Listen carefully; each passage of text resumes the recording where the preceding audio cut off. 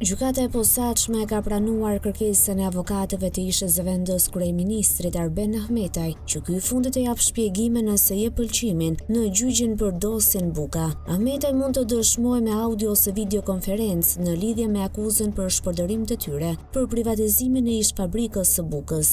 Në seancën e kësaj të mërkure është prezantuar edhe lista e dëshmitarëve që janë thirrur për të dëshmuar në seancën e radhës që do të mbahet më 24 shkurt.